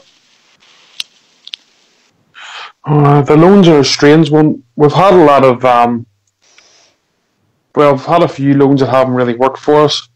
This season, we've had loans that, likes of Ajay and Koulibaly, were working at the very, very start. And they've seemed to have tailed off pretty badly these last few months. I don't know what that is. I don't know if it's because of the excitement of being at a different club, trying to prove yourself, and then you get into sort of a comfort zone and think you've done enough, and then you level out. I don't know what that's about, but their performances have went down drastic. I think the probably the best. Look, well, Sadiq, we know how that one's ended. I think that Kent is probably the only successful one we've had, and unfortunately for him, as soon as he has come in and really come on to a game, because he started off a wee bit slower maybe than the rest, but he ended up the better out of all of them, and then got that injury. But I still think if Kent's going to have a cracking season for us if he's with us for the whole season. Looking at, as I think you guys are right too, maybe just too many nice players, too many. I wouldn't even say skillful. We try to do some skill, it doesn't really come off. But I think we need battle-hardened players who know the league, who can get stuck in when needed and can mix it with these teams in Scotland. I think we're too easy. We're too easy to defend against. We've seen that, especially in the away games in Scotland. These like when we've got Europe and teams attack you, we're really good at breaking. We can break and we can get goals from that. We've seen it in Europe against some of the best sides, Villarreal, Alba Vienna.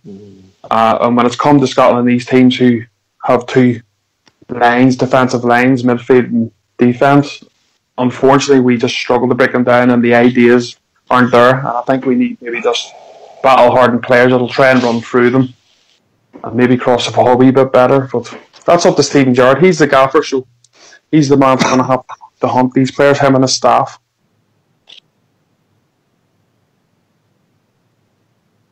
I think our players really do have to find a better level than they've been playing, in all honesty, particularly over the last two games. They've had no pace in their game.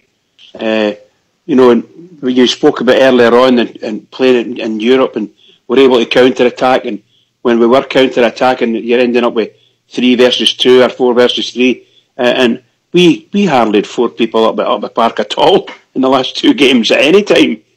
So I think there's something no right about the pace of our game.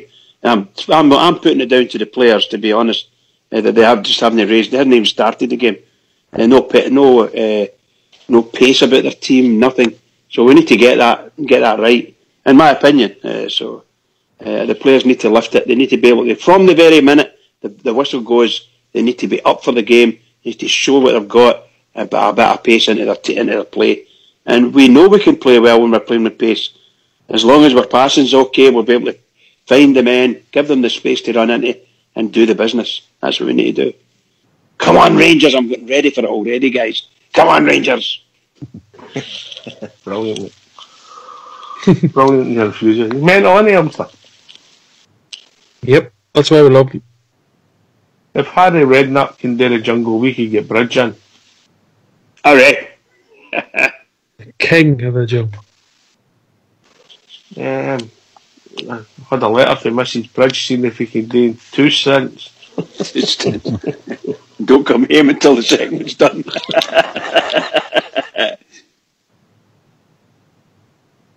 We definitely, when you mentioned fight and things like that, we definitely do. I think the words that Ox was using is, are we too nice? I certainly believe we are.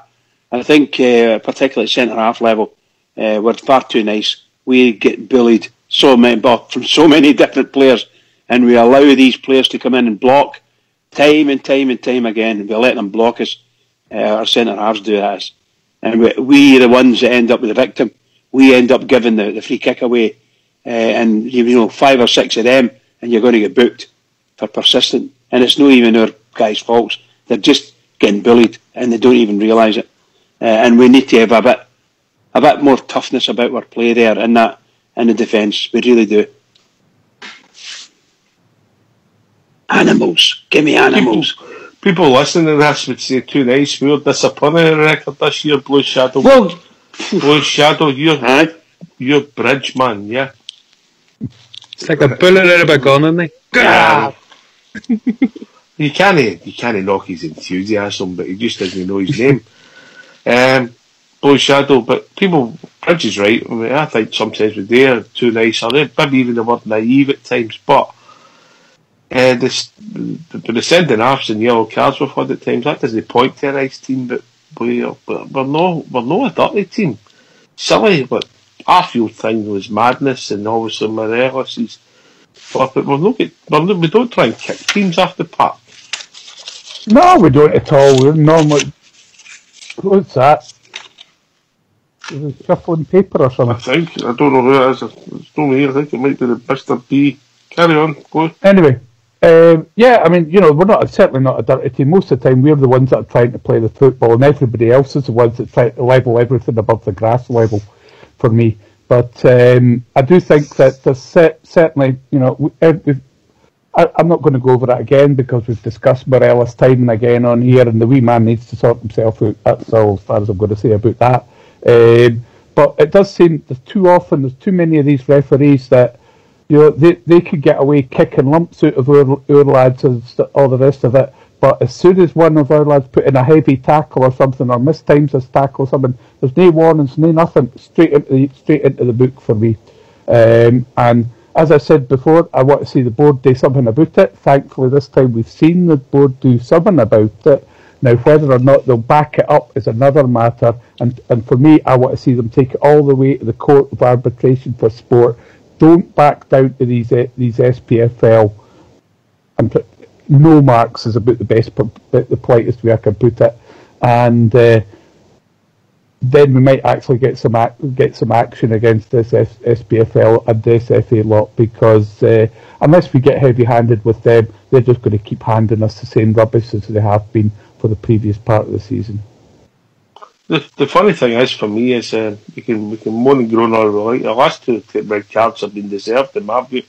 Oh, absolutely. Mate. I've nothing against that. It's like you can't. The fact is, you can't go in feet first on a keeper when he's got two hands on the ball. I know when he went for it, he only had one, but by the time Marfield got there, he had two, and that's a straight red. That's a straight red card. Thankfully, the lad wasn't injured or nothing in any way. But that's an honest red card. And you can't go around swinging your arms. And you were saying it was just a kind of a swing of the arm or whatnot. It wasn't anything more than that. But you can't do that. Still a red card, mate. Well, this is it. What I was going to say. You can't do that and expect to stay on the pitch, let alone when you're on a yellow card. You can get sent off for that, not even being on a card at all. That's violent conduct, and you're off the pitch. It's just so I've no argument with those sort of red cards. But the ones like the Candias one and all the rest of it. Oh, that was shocking.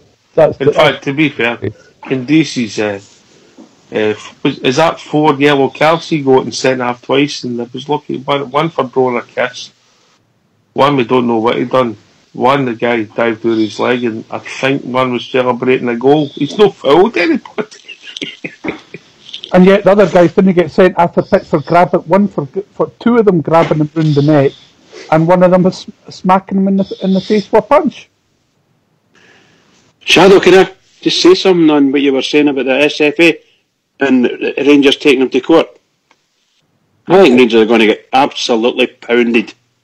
I think Rangers are going to get found guilty on every single one of those charges, and they're going to be heavily fined. That's what I think. Yes, they've never taken anybody else this far, and they won't take any other club this far.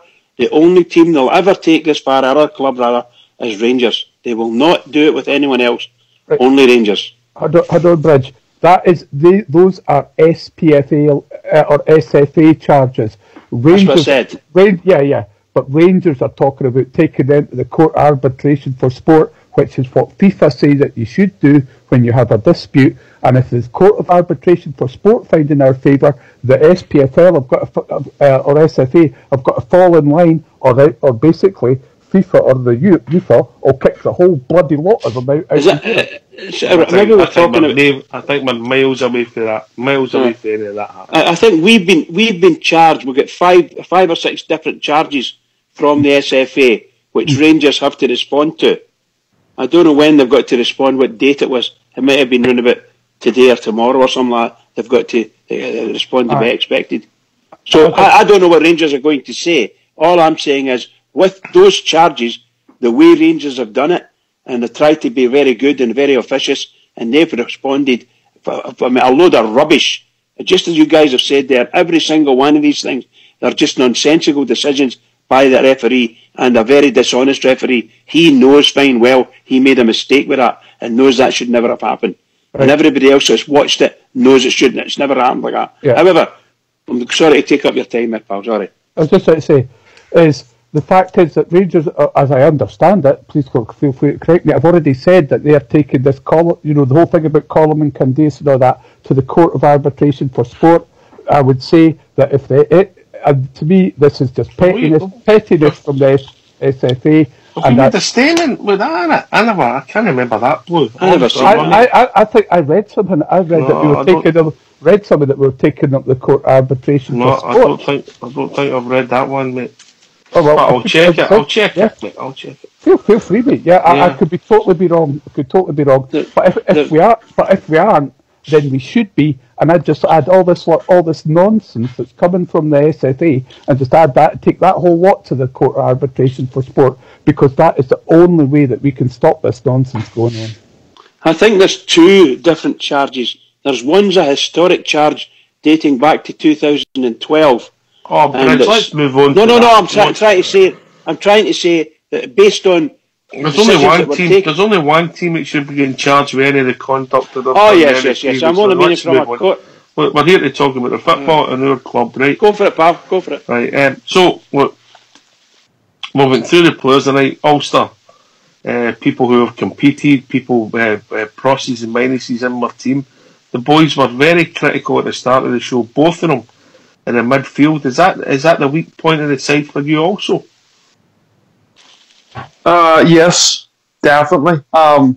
Yes, it was a bad mistake by our defence in the game against Dundee, and we probably could have done a wee bit better with the cross from Aberdeen. That's fair enough, but that can happen sometimes. But you still expect a Rangers side at Ibrox Park against 10 men to go and get the goals to finish the game, which we didn't do. And then when you come into the next game against Dundee, we get a free kick. They obviously get a man sent off. We score straight away, 1-1. You've got, I don't know how many minutes left, about 70 odd minutes, maybe 60 odd minutes to go and win that match. We couldn't do it again. So you can't really blame the defence on that. And for me, it's probably the midfield is the problem, because we have absolutely no creativity. That's why we keep going out in wide positions all the time, because people sort of saying, right, give the ball to Middleton or give the ball to Candace or Grace, whoever's out in the wide positions at the time, and giving them basically trying to get them to unlock at defences, when really the people in the midfield sometimes have to actually say, you know what, I'm going to try something different here. I've got the ability to do something different, and I'll lump a ball if it has to be a nice ball over the top, or a 1-2 and drive towards these defences. I just don't think they can do it. I think we put Ajaria on late on, and we Bridge made the comment earlier about what Ajaria had done. I think he twisted a couple of times, ended up losing the ball when Borna Barisic was in a fantastic position. He didn't see him, and a decent attacking midfielder for me finds that player pretty easily, because he was free with loads and loads of space. So I think if the midfield probably is our issue, because they're the guys that you really need for your creative spark, and we don't have it. And we make it so easy for defences to be able to really stop us from scoring goals because of how our midfield play. And for me, they're probably culpable for a lot of the issues we're currently having. Have you got Sam? What's your thoughts, Blue? Oh, sorry, mate. I was just looking up that thing about Cass. Could you just what were you on about? You not listening to me? I wasn't listening to you, man. I was looking up that thing about Cass, but Cushy was doing the same, and he's on it. What was it about?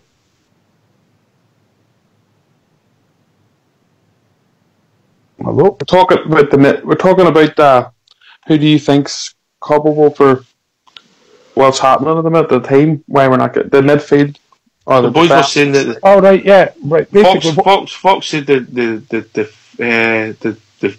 forwards were okay. The defence was his number 2, and the weakest was the midfield. And Bridge was the complete opposite with defence and attack, but the base said the midfield was the weakest part of our team. What's your thinking?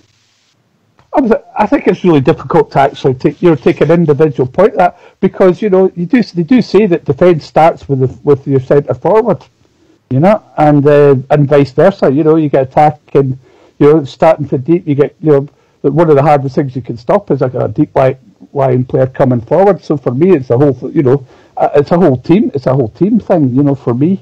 Either way, what I think might have had an effect on the team more than anything else, perhaps this over rotation has affected the team spirit and the cohesiveness of the team overall.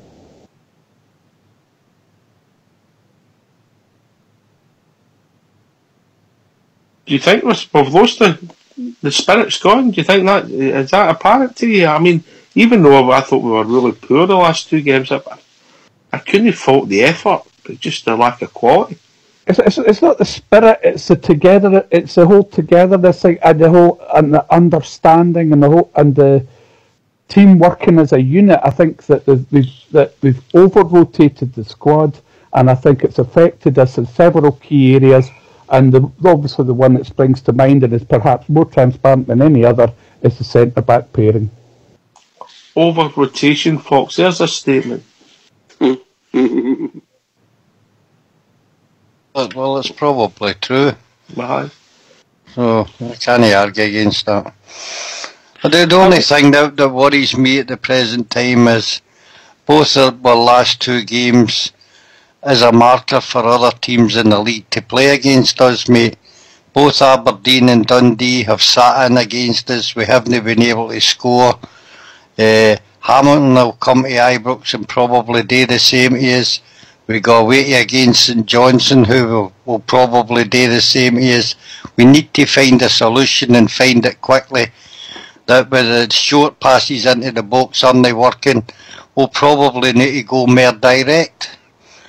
And that's the only difference I can see. We need to move the ball faster, move it quicker, move it longer. Put balls there the top of the midfield instead of working our way through it. We need to find a solution, but how we're going to do it, I've not got a clue, mate. But we need to get away from the tippy-tappy stuff because it's not working at the moment for us. On you go. You got the fact is you got to pose a number of different options, and as Fox is saying, you've got to play balls over the top. Sometimes you got to play long ball. Have somebody that you can, we Morelos is perhaps not the best one, so perhaps we're going to have to play with two up front sometimes and play the long ball up to him, and he can nod it down, and we Morelos pick it up, and other times then you can play the short ball or spread it wide. Other times take it through the middle. So as the opposition can set up and know what's going to happen, because I think that's what we're in danger of happening. Because as you said in the last show, mate, everybody knew what we were going to do, more or less. Not necessarily personnel that would do it, but everybody knew how we were going to play, and everybody knew how they were going to play. And so it's so easy for teams to sit to work all week and come up with a game plan that's going to thwart us. Especially if you hear away the first goal and then you're chasing your tail, Then they've no reason to come out at all, have they? No. But look, we're getting on sometimes a negative. The big picture, Bridgeman, for the start of the season, they were still got a big game on Thursday night to come, but how are you reflecting it? Are you still reasonably happy in the big picture? Yeah, I'm over the moon now where we are in Europe. If we can go further in Europe, I'd be delighted, absolutely delighted. I know we've had problems, poor results the last two games particular in the league, and we need to do something about that for sure. But you can't blame extra European ties are in on that. It's just it's no right. We were just crap, and that's all there is to it. We played badly, made certainly bad decisions. Now I hope that the manager has managed to pick the boys up because they were really flat, and as expected after two bad results like that. But I think more so the last one. So to draw against the bottom of the league is just unacceptable in reality if we want to be anything. So the manager's got to gear them all up, and I think they'll be flown out. Are they flying out tomorrow? I think it's tomorrow they're flying. Or maybe they flew out today. But whatever they're doing, I wish them safe journey. I wish them fair training when they get there and get themselves acclimatised to the warmth or the cold, whichever the case may be. Probably the cold. But we need these guys to come out on Thursday night, play their heart out for us, and get a victory, because that's what we need. Nothing else, we need a victory. If we get a victory, we'll be in heaven again. And we'll forget all about these bad results for us. We can worry about them when the next league game comes along. What about you, Ulster, the big picture? How are you seeing it? There's positives if you look at how we played in Europe, like Bridges said. There's some cracking performances, a poor performance away to Moss Cope defensively, but in the main, pretty good. I've been pretty happy with it. The home form in the main has been very, very good, which is something we were desperately needing to change from last season, which we have. Apart from Aberdeen and Killie, I think we've done very, very well at home. Away performances, some of the games have been frustrated in the league. Then you go to Tynecastle and get a fantastic result there. And then obviously these last two games have knocked us off balance a wee bit as a support, as a team. I agree with Foxy. These teams now, especially these last two games, will know how to set up against us. They'll probably they'll decide to flood the midfield, two defensive lines, give us the option to go out wide, which we unfortunately gladly seem to take the same option all the time. So all in the big picture, I'm happy, but I think we just need to change that up. We need to try and lump balls up, like Foxy says. Sometimes change it up a wee bit. Give these defences other questions to answer, because at the minute they're only being asked one question, and that's from out wide, and they're answering those questions. So we need to try and change that up. But in the main, there's a lot of positives to take out, and as I've said loads of times, we will get better as the windows go on. But this is a big, big month, and we're going to have to try and find out how we're going to unlock these defences, like the Hamilton and the St Johnstone game, or two games for me. It's going to be backs to the wall for these clubs, and we need to find a way of breaking through them.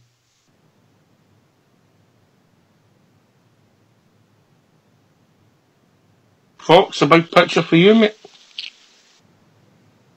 Big picture is, I think we're doing better. The support, for the most, has been very happy with what's happened this season. Behind the scenes, the club seem to be getting themselves towards an even keel. There's plenty of positives going on just now. Couple of results. We know what it's like being a Rangers supporter, mate. When we don't get results, we all go in downers. But as you say, the result on Thursday, I just want to see my team go out there and have a go. I don't want it to be like the 2008 where we go to a final, and this is a final for us where we didn't attack and we didn't do nothing in the whole game. If we're going to go out in a blaze of glory, we've got a tremendous support going out there, and if we can get a result out there, it'll be one of the best results that we've had in a long time, and that'll lift the club again, lift the support. There's plenty of positives still to come. Oh, Shadow? Oh, well, I'd like to break it down a wee bit. Europe, absolutely fantastic. Couldn't be better for me. If we can get through against, regardless if we lose on Thursday, I hope we don't, I hope we go through, but regardless of where we lose, I think the performances in Europe have been brilliant. At home and domestically, yeah, that's certainly passable. A couple of disappointments, but nothing's ever going to be perfect. Away domestically, I think we need to look at. There needs to be a bit more improvement. I don't know whether it's to change it tactically, change the players.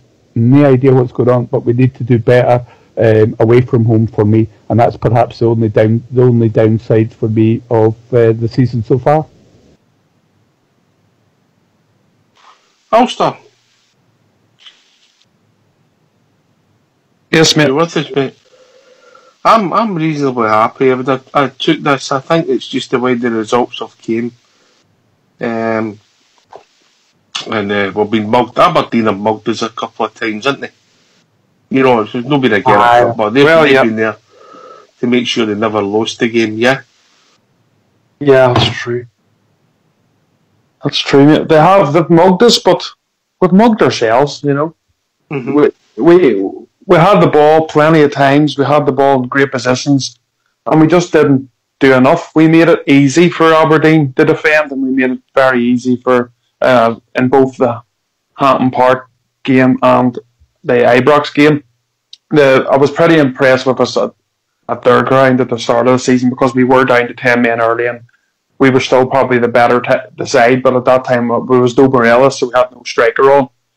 So that's I can take that one to chin, but the Hampton game and the Ibrox game were very frustrating.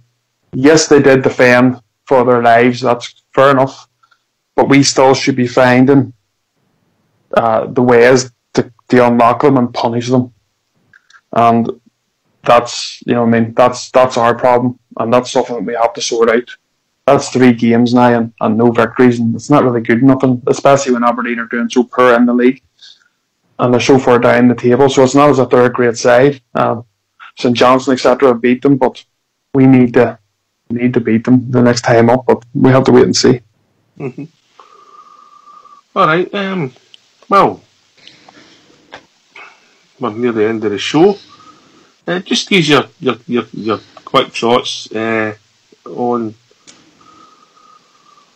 how you think it'll go, just for a teaser for Thursday night. Both Shadow. For me, I hope we set out and keep it tight for the first wee while, first 20 minutes or so. Keep the fullbacks at home. Don't let them go rampaging up the fits too much, and then perhaps play our way into the game. But we've got to go out there. If we go out there and start quickly, put pressure on the opposition, then I think we can come away with a result. If we don't, and we play like we have done against Aberdeen and Dundee, then unfortunately I think that'll be up for us, lads. If we play like we've done against Dundee, mate, with no chance. Fox? Just one, mate, that's all I want to say. That'll do for me. Big Ulster?